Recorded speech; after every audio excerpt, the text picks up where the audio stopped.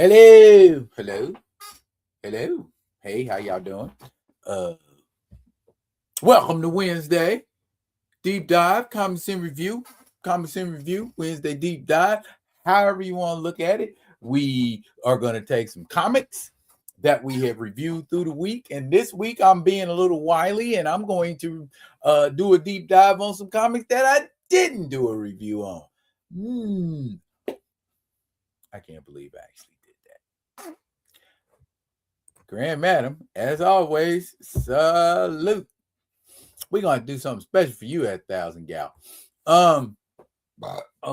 Excuse me, goodness. Let me grab. Oh, no, this is the new stuff. I'm going to do a new, you know how people do, I guess I'm talking to you because you're the only one here. You know how people do a review on the new comics that well, not a review, but just show you the new comics that they picked up. Maybe I ought to start doing it. Yeah, I think I'm going to start doing that. So let me pull up all the visualities. Visualities? Did I make up a word? Yes, I did. That are going to make up this video tonight. And we are going to get we'll wait for some more people to get in here first.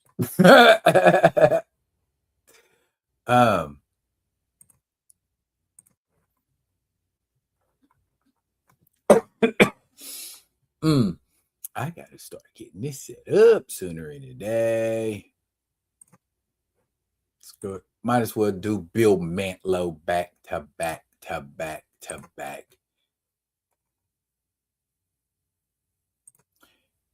That is that one. And one more.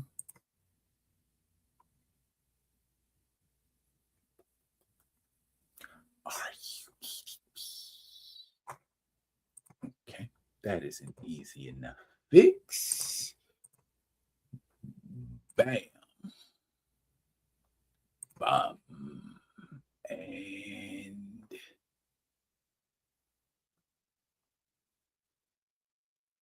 what is, oh, there we go. So I'm like, what? Yeah, that's it right there.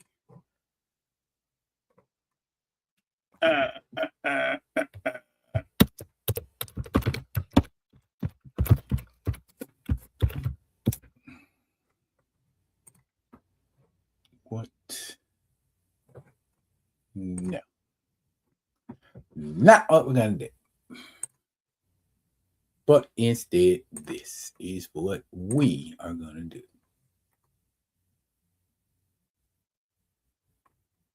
Where? Oh, right here. Okay. All right, I got them. Let me see.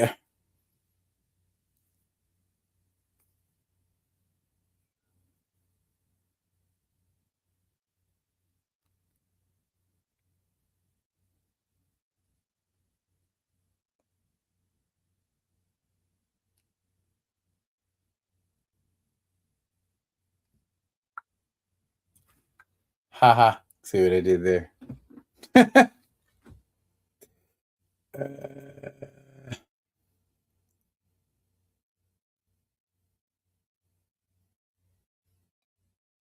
I do not know all of these people. Okay.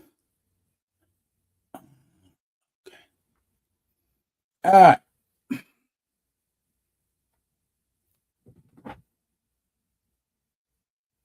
All righty.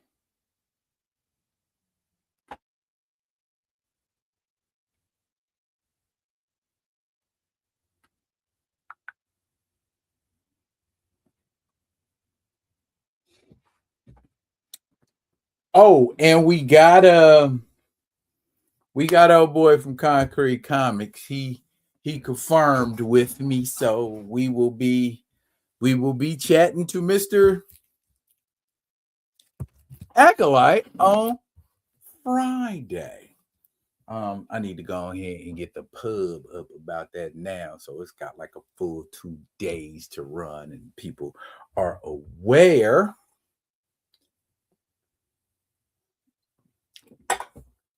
And I'm going to be talking about Micronauts tonight. And look, I have an actual Micronaut. Micronaut. Yeah. Okay. Y'all go ahead, hit them likes if you're liking it, because I know you are going to. Oh, no worries, brother. No worries. No worries at all. Okay. Well, we get this one out the way first.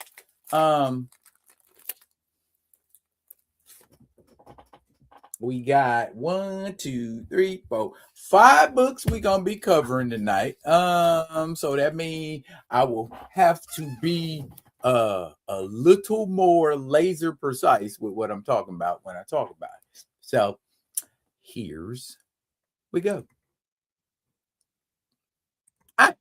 First one up is Akolyte. And we are going to be reviewing Akolyte today, or doing a deep dive into it.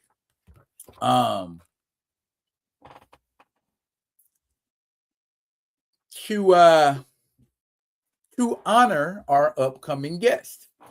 Yeah, let's call it that. Yeah, we will be honoring our upcoming guest. That would be Mr. Derek Allen, aka Lonzo Starr. I'm gonna have to ask him about that.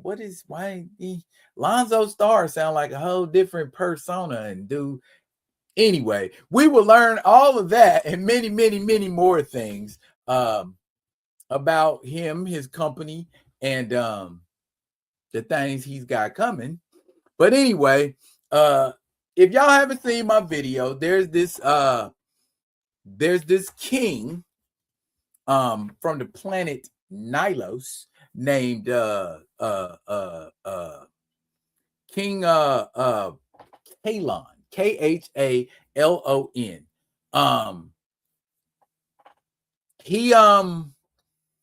He is telling his son that it's time for him to move forward and do bigger and better things. So I got to send you to get some training. And he meets this being named Abner, who to me looks like a cross between Dr. Manhattan and Nebulon. Remember Nebulon, the celestial man from the Defenders back in the day? That's kind of what Abner looks like. And Abner starts, busting Dimitri up. And what that busting him up does is release the latent superpower within him. And he's able to take that damage. And then he finds out he can fly. He finds out he's got, superhuman strength. He can survive unaided in outer space, all of this kind of thing. And most of the comic is spent with him and Abner going at it. And eventually Abner is like, okay, you did good, but you still got much to learn. And that's basically what all of that conflict is about, is I'm just banging on you to see how much training you're going to need. And he kind of points out to him, kind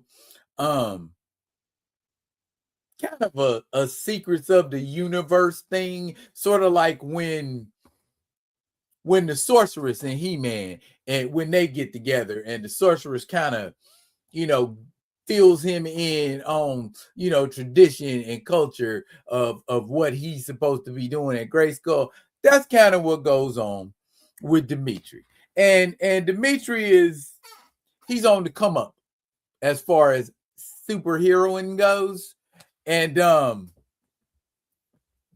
we got folks coming in that like Montis the Overseer and Cosmosa, the Goddess of Order, who want to have a look at Dimitri. And this gal looks like Starfire because her hair looks like, think Storm with the clouds except space. So she's kind of got a nebula kind of looking thing going on. And, of course, she's brown. You know what? I'm going to let you take a look. Here go Monetus, excuse me. I'm calling him Monty. But yeah, he's Monty for short. Monetus the Overseer. Monetus the Overseer. Monetus. Monitor. Overseer. Maybe. We'll find out Friday. Cosmosa, Goddess of Order. There you go. That's what Cosmosa, Goddess of Order, looks like. By the way, the art in this book is done beautifully by excuse me, where the creative team at. Got to put the creative team in there.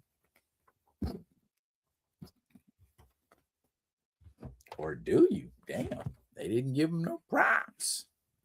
Oh, I overlooked it. Opie Hedayat and Michael Woods. Opie Hedayat and Michael Woods. Great freaking job on the art. But she just said she'll be watching him. She thought he'd be a little taller, this kind of a thing. And they like, we're going to give you one more chance to make this right, Abner, because I guess he's supposed to be more powerful and more trained up than he should be. And so they like, we're going to give you another chance, Abner, but if we got to come back, okay. But Abner and Dimitri continue to train.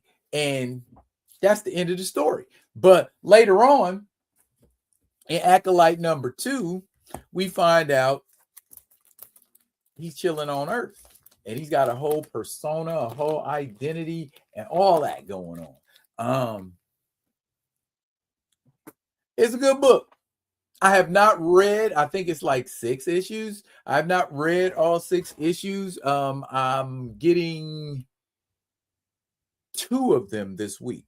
So I might be able to read those issues before Friday when we talk to Derek. But yeah, that suit is pretty ill. I still got the AI that you did at him. Nice. I'm gonna have to put it somewhere sometime this week before we holler at old boy. That's probably why he got at me, because he's like, yeah, y'all making a lot of noise over here. Because we are. Question for you guys. I see more of y'all done moseyed up in here. Do y'all know, without Googling or asking your prospective AIs, know who Bill Mantlo was? It's Jeopardy question. I give y'all a little time. Ding, ding, ding, ding, ding, ding, ding, ding, ding, ding, ding, ding, ding, ding, ding, ding, ding, ding, ding, ding.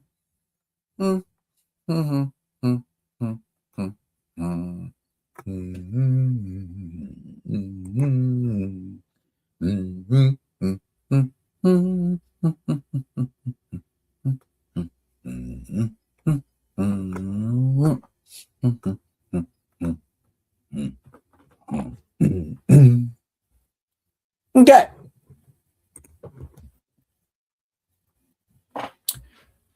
For those of you who, hey, Ronnie J, what's going on, my brother?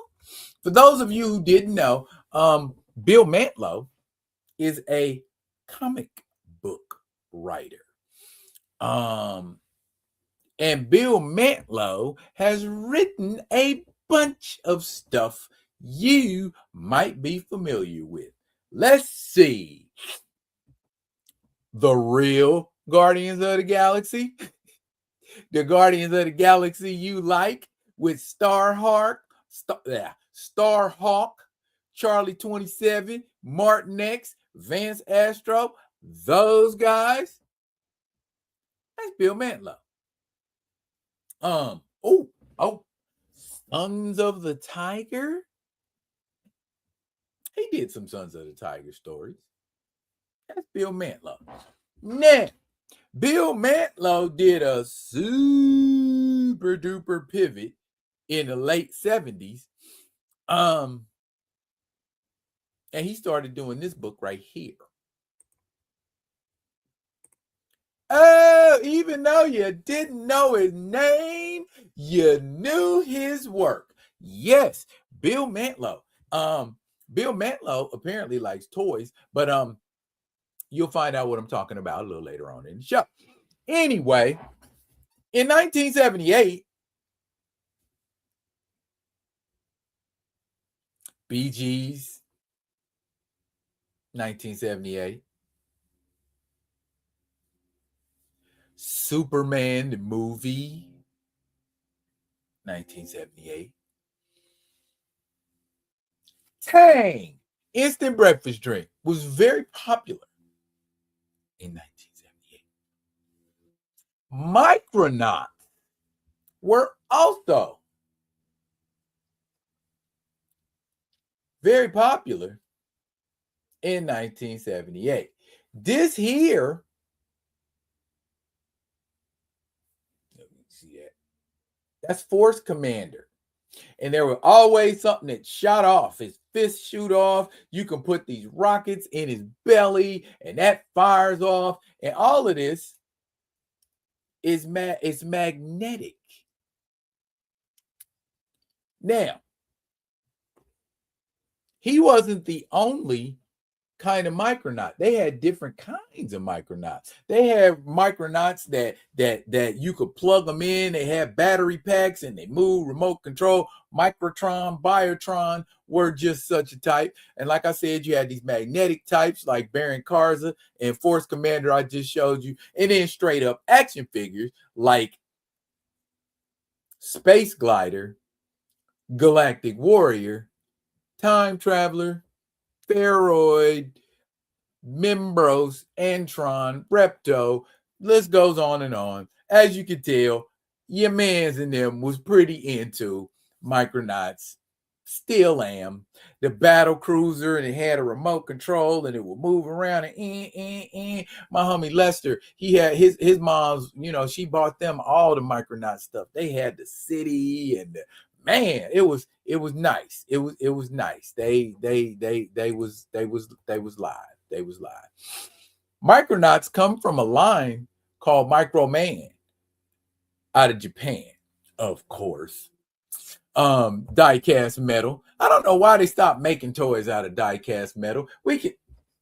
That's a solid piece of action figure. You know what I mean? And the fish shoots off. Like I said, you can put these in there, like missiles and anyways. The line hit America actually in 1977. Now, in 1978, specifically, well, actually, it was December. No, not December. October, maybe like October, November of 77, but cover date January 1978. So, anywho, this comic came out. Now, I think what was so great about Micronauts, not only Ben, I don't want to throw no shade at Bill Mantlo because I like Bill Mantlo's work, and Bill Mantlo made a lot of comic books that I read. But the plot of Micronauts, to me, I could be wrong, and y'all, if y'all watch the review, the plot to Micronauts reads just like Star Wars to a certain extent. The governing body of a certain world has had their power usurped by an evil dictator in black. It is that literally not Star Wars. And then all of a sudden, this cat pulls up and he's got power,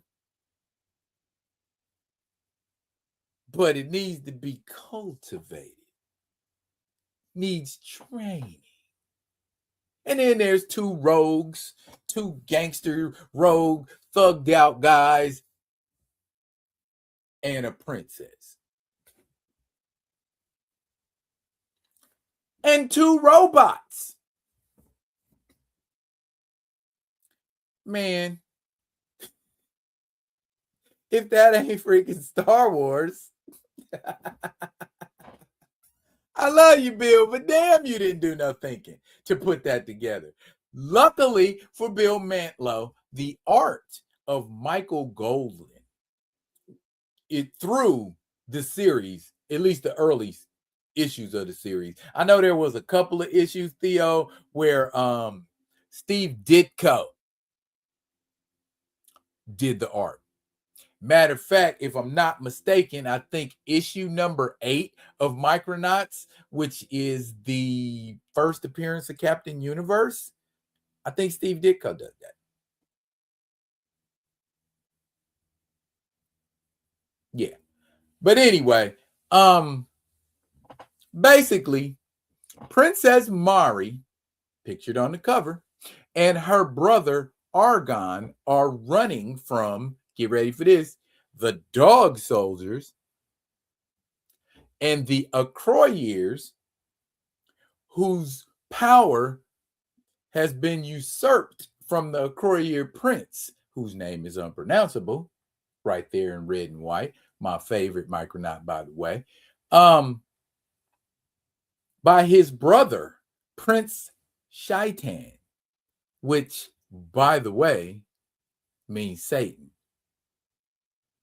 Anyways, Commander Arcturus Ram returns to all of this blah, blah, blah, because he had left like 1,000 years ago, because he's a space glider, and space gliders go out in space and catalog, basically like Captain Kirk and the Starship Enterprise, except it's just one dude and a robot. And he has a telepathic link with Biotron. I don't know why Biotron couldn't tell him they was getting ready to get shot at, because as soon as the Endeavor lands on Homeworld, that's precisely what happens to Commander Rand in the front in blue and gold.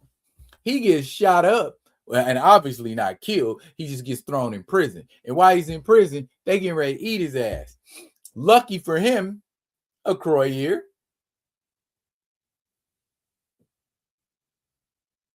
and Bug, the Galactic Warrior, are in prison with Arcturus Rand and save him.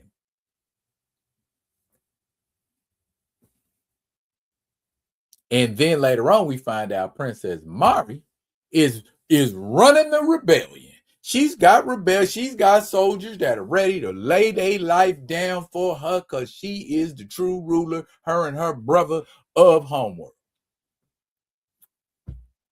Anyway, these guys all get thrown in kind of a gladiatorial arena type thing, where they all have to fight this big giant Akolyte who looks like a tank. But you could actually, that was the cool thing about Micronauts, you could mix them and match them and all of this.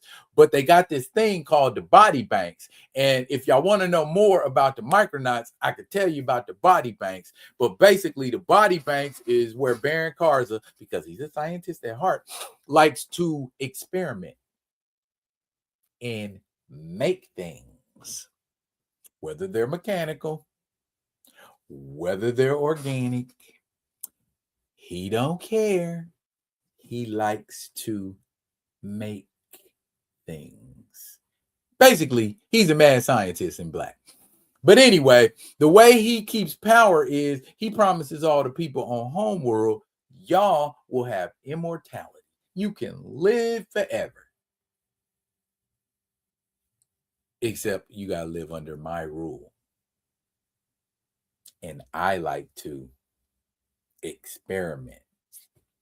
So that's not a good situation for the people of Homeworld. So this is where our brave crusaders come in, and they are fighting for the freedom of Homeworld and all the worlds in the microverse that are under the grip of Baron Karza, who has been alive for more than 1,000 years. So has Commander Rand. As a matter of fact, Baron Karza was Rand's teacher at the academy, Science Academy. Yeah, but anyway, long story short, these guys escape and they get to Commander Rand's ship with Microtron and Biotron, who somehow Biotron, I don't think even ever left the ship. That's not quite clear, but we know Microtron is running a lot of interference. That's the little one. Microtron is running a lot of interference to get Mari and them broke out, and they do break out. Get out in space. They're getting chased, just like in Star Wars. And instead of going into hyperspace, they break the barrier of the microverse and come into our world. Ironically, when the Micronauts come into our world, they're only about this tall, but they still pack a wallop. And if y'all want to know more about it, I will dig up my Micronauts, and we can do as many Micronaut stories as y'all would like to see. Questions, concerns about Micronauts? Mainly, the toy safety wars led to the end of diecast. Yeah, I know, because folks was stupid and was putting out their eyes and hurting each other, because I got a Shogun Warrior over there too. So I'm like, we was having fun. We was shooting these at each other and shooting it, you know what I mean? You could actually have fun. Yeah, I don't know. Anyway, didn't Micronauts drop a year before Star Wars? You talking about the toy line or the comic book? Come on, yo. Because if we talk about the toy line, the Star Wars toy line dropped in 1977. And Micronauts, I think, around the same time. But see, the thing about the toys,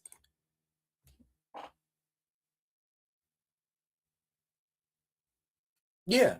Well, yeah, they didn't have no choice. They had to drop before Star Wars because Star Wars didn't come out till 1977. So yeah, the Micronauts, Shogun Warriors, all that came out in 1976. Cause I remember I begged, I bugged and bothered my mother until she finally gave me a Shogun Warrior. She bought me a Shogun Warrior from Kmart. I remember. And she waited to get it from the last minute too. And because I thought I wasn't getting one. And I was just like, And then next morning, Guy King was under my tree. Big old long box. He launched the fist off. Got missiles that come out of his titty nipples. It was cool. I enjoyed it.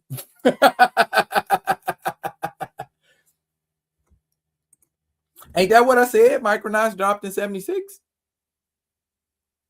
Yeah. Oh, yeah. I thought you meant the Star Wars toys, but you meant the Star Wars movie. Yeah, Micronaut toys dropped before the Star Wars movie. Yes, but Micronauts the toys weren't Star Wars themed, and it didn't lean towards Star Wars in any way, shape, and form. Taking your toys apart and making a centaur out of them, that's not Star Wars. Having beings that travel through time, nah, that's not Star Wars. giant flying reptilians with buzz saws for hands. That's not Star Wars. So Micronauts were more about interchangeability.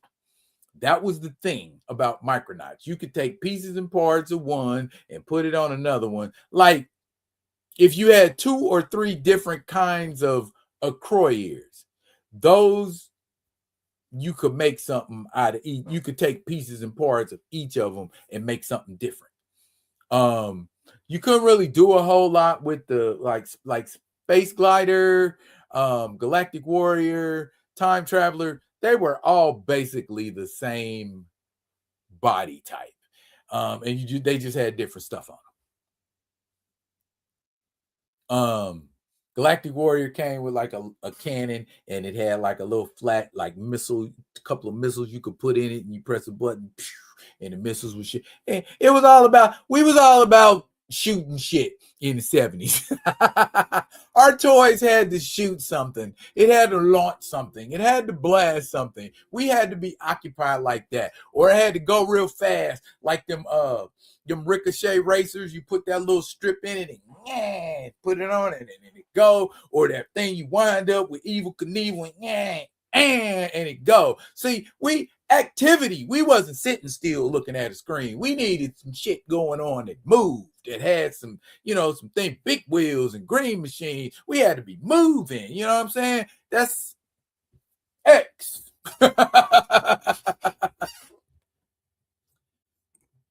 Oh, you had Godzilla.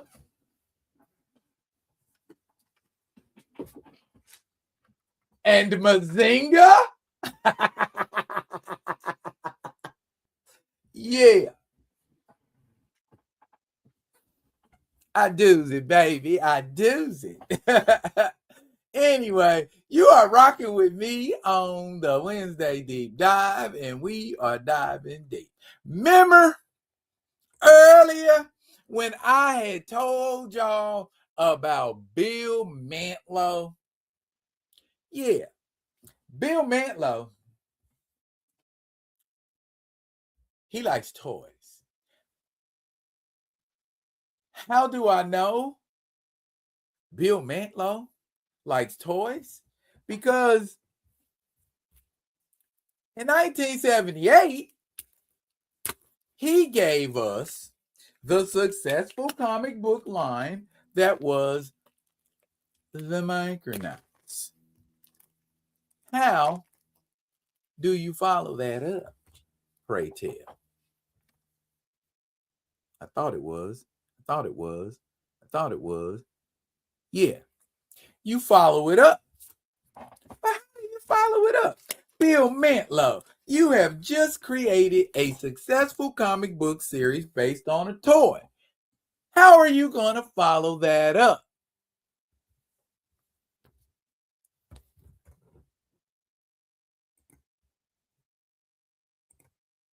Another successful comic book series based on a toy. Yes, Bill Mantlo wrote both Micronauts and ROM. Surprise! And art in this comic was done, let me check before I say something, because I saw some stuff on X. I got to confirm it before I... Okay.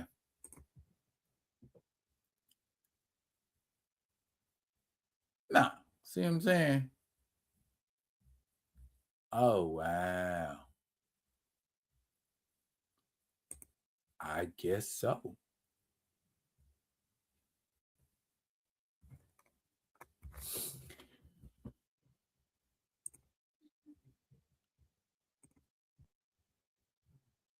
Yep, it is true, y'all.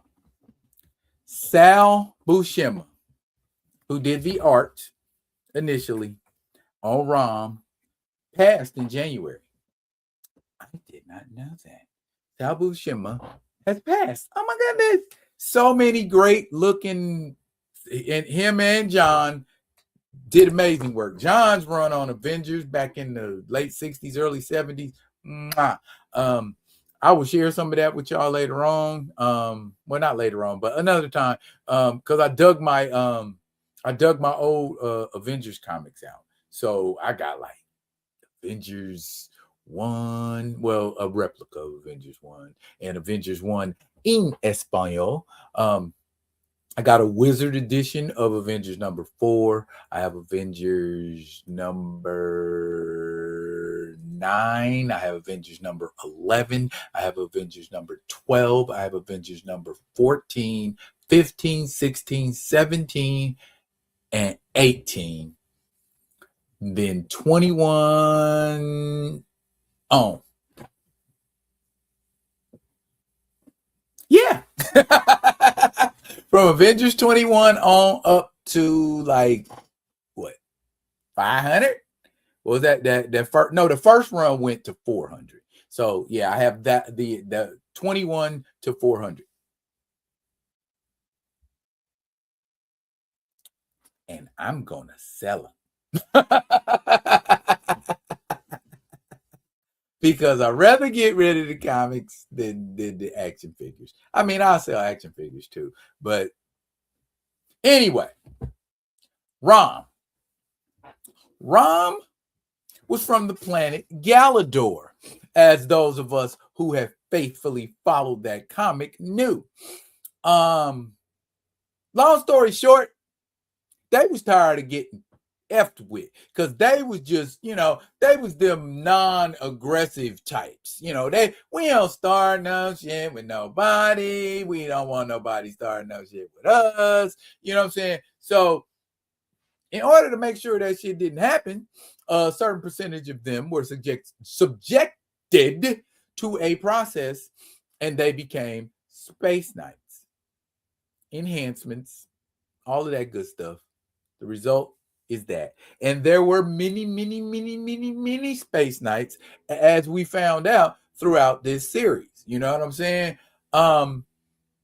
But Rom crash lands on Earth, and Rom's story plays out very much like a 1950s horror movie.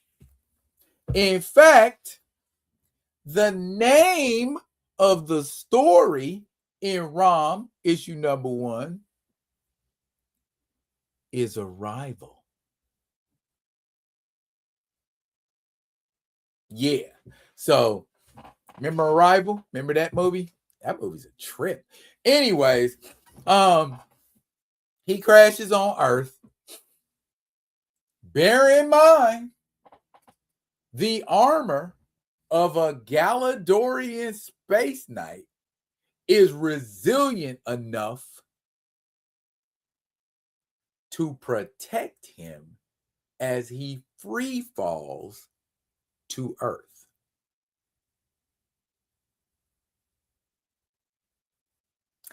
That shit's pretty hardy. And we get that same kind of dealy where Rom is misunderstood, and the first person he runs into literally is a young lady by the name of Brandy Clark. Shout out to Brandy Clark. Starshine, anyway. Brandy almost crashes into Rom and almost goes off the road, but Rom stops her car. One hand. You hop out the car and see, and Rom is standing like a good 9-10 feet tall. You hop out your car and see Rom, you like, and she freaks. You know what I'm saying? She hops out the car, she's freaked out. But Rom is like, hit the jets, because he got like a jetpack in the back, hit the jets and just took off. Because Rom's on a mission.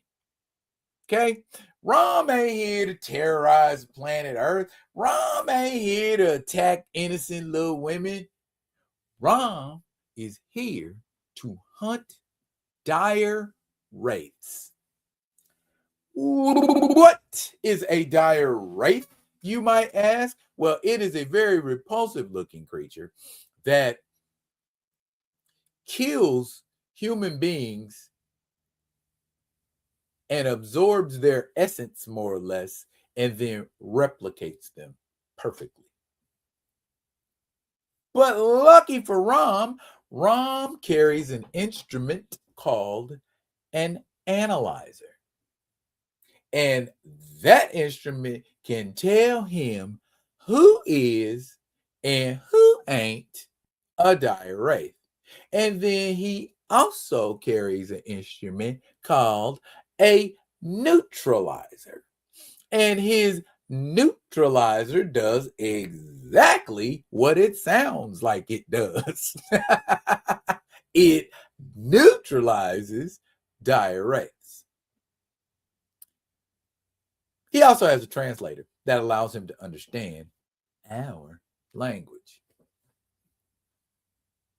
And for a while, this, like I said, most of this comic book plays out like a sci-fi movie. Some people witness him often some dire wraiths, but because the dire wraiths look like human beings, they think, oh my God, he's here to kill us. You know what I'm saying? And the army gets mobilized and all this type shit. You know what I'm saying? But even the army is no match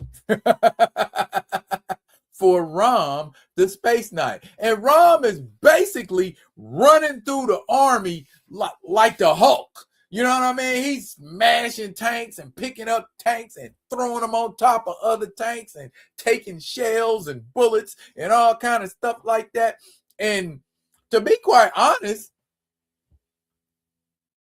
Rom does not seem the least bit bothered by all of the shit that's going on around him because he's focused. He's focused on his mission and he's focused on getting that shit done. You know what I mean? And so he's not worrying about what everybody else is doing. He's doing what he got to do. So eventually he finishes, beating up the army. But then the army pulls out a space gun and shoots Rom. But then we also find out, how the hell? You know what I'm saying? Because that's what you're thinking about when you see this army dude pull out this space gun and start shooting Rom. Like, where did you get that gun from? Come on now. Yes. Dire wraith. Eventually, Rom ends up smoking him. And honestly, he's not really killing them. He's sending them to limbo. But the bodies that they had, yeah, those are done because the dire wraiths already killed them. See how that works? But that is Rom in a nutshell, y'all. And I did not know it was so many dire wraiths on Earth because Rom, damn, like every other issue was dealing with effing dire wraiths. So, but also, Rom came into contact with a goodly chunk of the Marvel universe, and Rom was very well incorporated into the 616 universe. So my thoughts was always when the Rom series was over, I guess did they lose the license or something? I don't know. I don't really know. I'd have to do the research and find out what the situation was, why we ain't still getting Rom comics. Hey, Groovy, what's going on? Glad you could make it, baby boy. Better late than never, my man. I guess we own We're on to the comments with soul, basically. So I left myself a note. Oh, that's an old note because it's talking about Christy Nome, and I don't really want to talk about Christy Nome. Or maybe I will tomorrow. This one right here, y'all. I reread this, and Blood Syndicate number 5 is there's really no action in it. It's truly a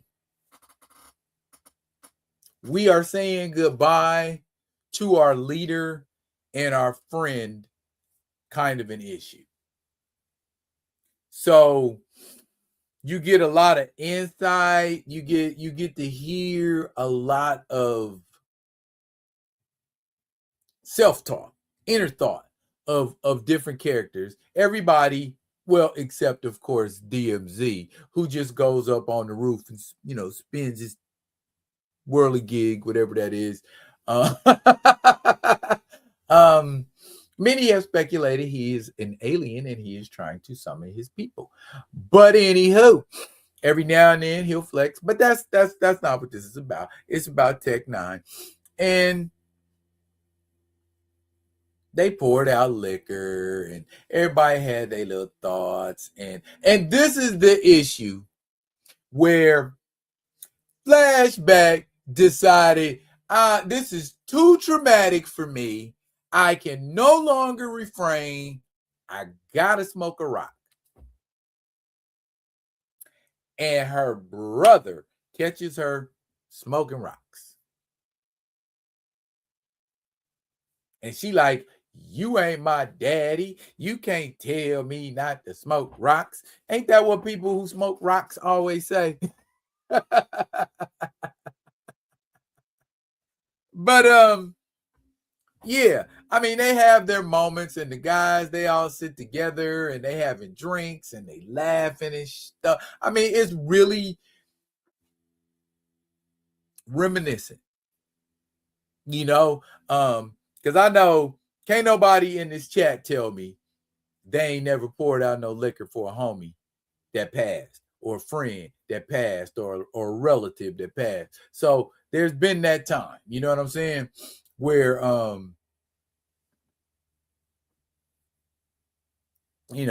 pour out a little liquor, that Thug Life song with Tupac, you know what I'm saying, pour out a little liquor, and I noticed, they pour out a little liquor, they pour out more than a little liquor in Blood Syndicate, because I believe this is only issue number 5, and there have been 2 instances already of pouring out liquor. So, yeah. Other than that, that's pretty much. And everybody, when they bury him, everybody steps up and they say some things, some nice things about, what Tech meant to them. They still doing their thing, you know what I mean? They still going and robbing drug dealers and all of that. And Wise Son is the leader now. And I'm gonna be honest. Well, initially, ain't nobody feeling Wise Son, at least as leader. But I mean, honestly, who else in this crew do you see that could be a better leader? DMZ don't even talk. You know what I'm saying? Masquerade and Fade, too temperamental. Third Rail, Brick House, Boogeyman, too goofy. Could have been nobody but Wise Son. You know what I mean? He ain't perfect, but he the closest thing to a Superman they got. You know what I'm saying? So, anyways, They end up running up in this crack house, and they end up doing just fine.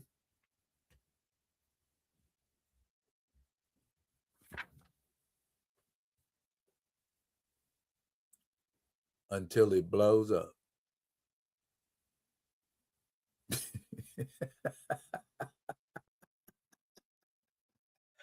That's it, it is shit. So we want to find out what happened when everything blew up and everybody blew up. Everything blew up and everybody blew up. Everything blew up and everybody blew up. Is issue 5 the end of the Blood Syndicate series? Goodness gracious, no. No, it's not. Want to find out what happens in Blood Syndicate 6? Tune in next week. I will be doing a video this weekend. I want to share my new shit because I got a bunch of shit to make good videos with. So, yeah. Ask me how many Marvel comics I got today.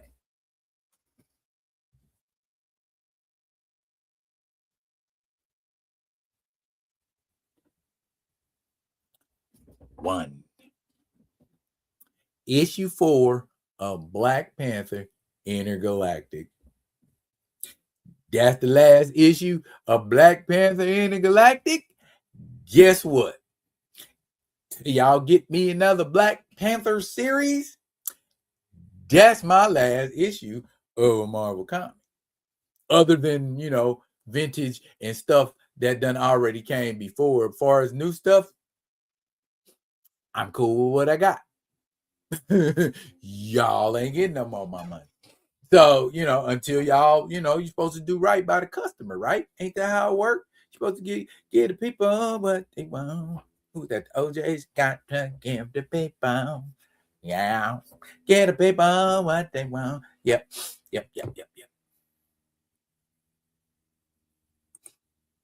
I was always more impartial of Forever Mine. 'Cause you're one of a kind. I like what you like. You got what I need. We were made for each other.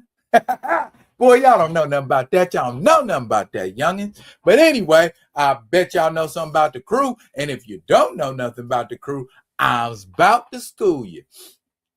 Big Trouble in Little Mogadishu is the name of the story that's going on in the crew. Who is the crew? The crew, they consist of James Rhodes, Casper Cole, Josiah Sadiq, and Diego Vincent. Each story covers something going on with these guys. Case in point, James Rhodes. He found out his sister was a crackhead and a prostitute.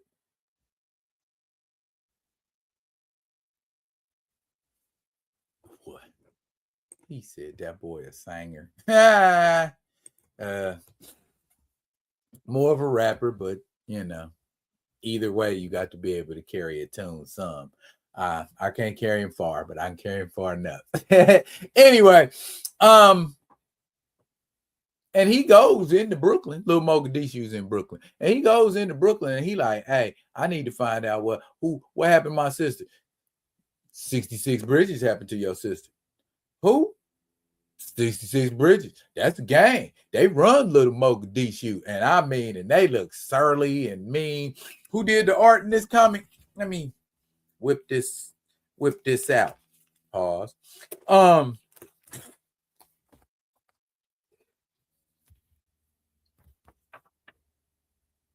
Joe Bennett. Joe Bennett knows how to make some grimy looking characters. Because the folks that live down in Little Mogadishu, they look harsh. Oh, did I mention this story takes place during the time when James Rose was a CEO, a broke CEO.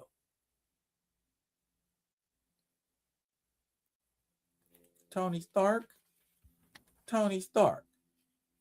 Okay.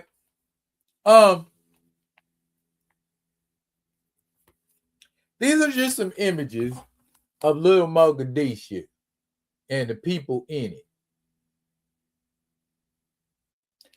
D-Mug just sitting in the car like, yep, we here to shoot people. And they just sitting in the window like, yep, we here to sex people. And bruh, it's going down in Little Mogadishu. But anyway, shit. James Rose say, I might be broke as a joke, but I'm still War Machine. Wait a minute, I ain't even War Machine. Because he's trying to pawn his shit. He's taking a War Machine helmet to a pawn shop to see how much money he can get. Damn, Jimmy. It's like that, partner. End up selling his Rolex to go wine and dine some white lady. For what? Is she gonna help you get your company back? She gonna help you get some guap? You out here like a crackhead pawn and shit. But he goes into Little Mogadishu and he like, hey, do y'all know Jeanette Rose? Oh, you talking about Star? Oh, she used to do this thing. Oh, she's a sweet little, you know what I'm saying? Like you talk about strawberries, you know what I'm saying? But this strawberry happens to be the sister, or was the sister, of James Rose. Because somebody dropped her out of a window and she landed on the hood of a car. Crackhead stuff. But anyway, Jimmy didn't like what dude was saying about his sister, and he put them soup bones on his ass, and his boys and everybody that wanted to show up got some, because he might not be War Machine no more, but he still know how to wage war. Because I think he makes some kind of reference to the line. He says something to the effect of like, Little Mogadishu, I can survive it because I went to the big one.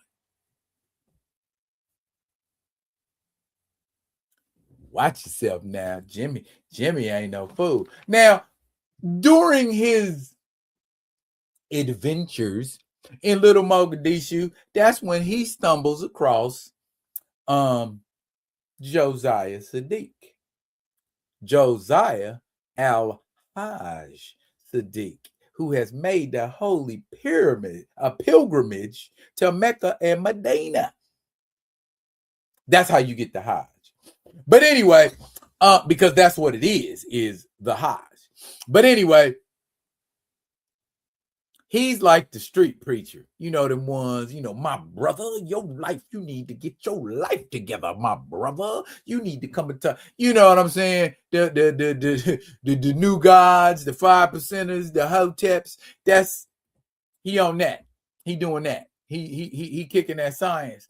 And and basically James Rose tells him something to the effect like, bro, you all talk. You ain't no leader, because he said you one of them leaders. You good in the locker room. You good to coach everybody up and make them feel good. But when it's time to go out there and execute, your ass is nowhere to be found. Where the lie at? We up until this point, we ain't seen no Josiah out there fighting crime, and we know who he is. So you just sitting around kicking science to everybody when you could be doing much more than that. Build or destroy. Anyways, though, he kind of points James in the right direction, and he ends up finding a couple of the leaders of the 66 bridges, and he hems them mugs up and leaves them for the police. And speaking of a police, Casper Cole is on the case.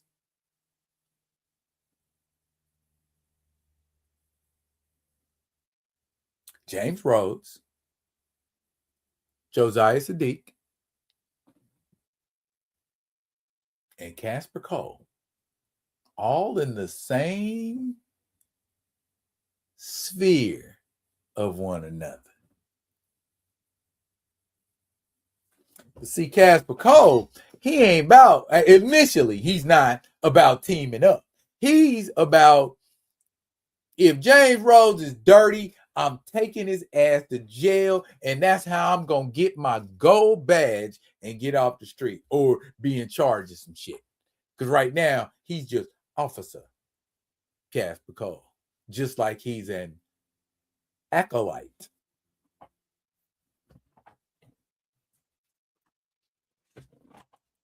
Akolyte. See what I did there?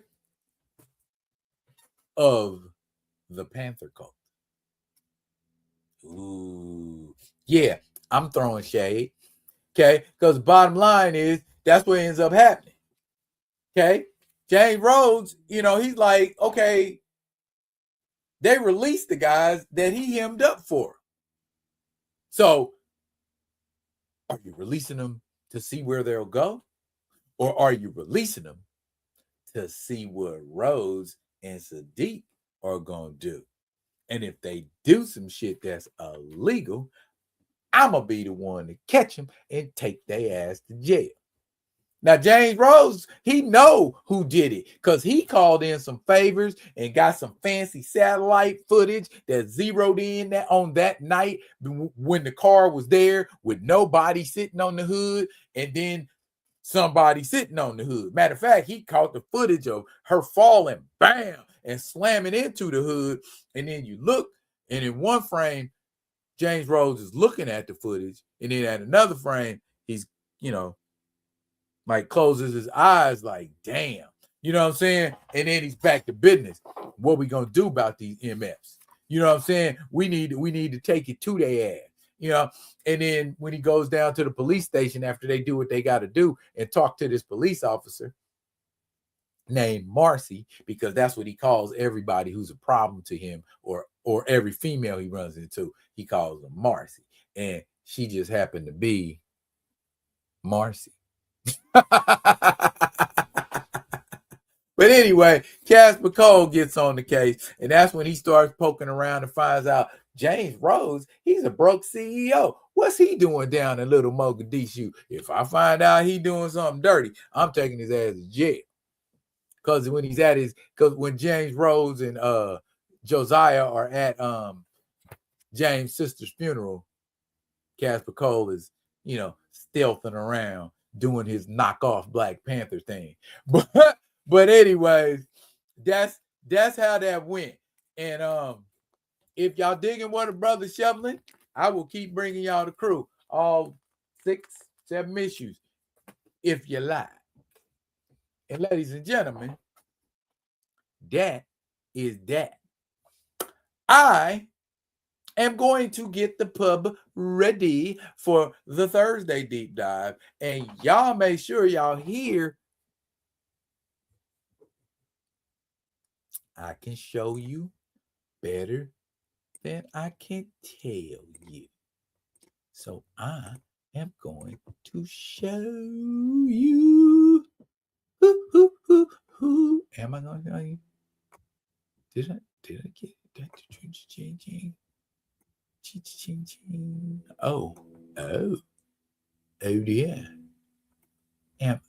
Is a brother gonna have to go?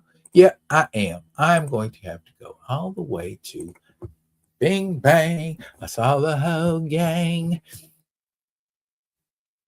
dancing on my living room floor.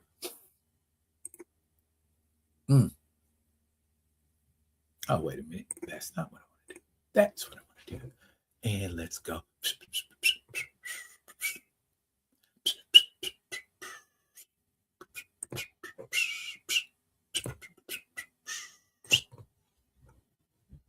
And boomer. Boomer, boomer, boomer. Drop 'em the boomer, Jar Jar. I hated Jar Jar Binks with a passion, bro. That shit, I'm like, man, come on, man. Whatever year it was, 98, 99, black people don't need to be doing stuff like that.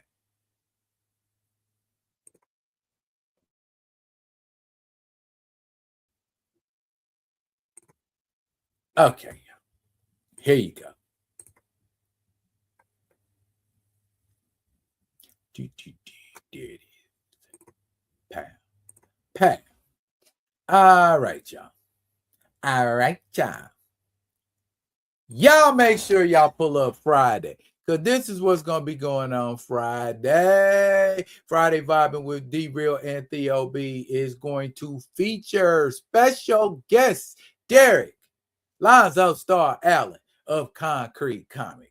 We're going to talk about the Akolyte. We'll probably talk about the Absolver. We might even talk about the new superhero he's got going with one of his newest artists by the name of Solar, the superhero, not the artist doing it. But anyways, y'all make sure Friday, y'all pull up for this. Because you're going to hear about it after the fact and then be like, how could did nobody tell me? So I'm going to put it all up tonight in all of the usual places so y'all can all see it and tell your friends about it.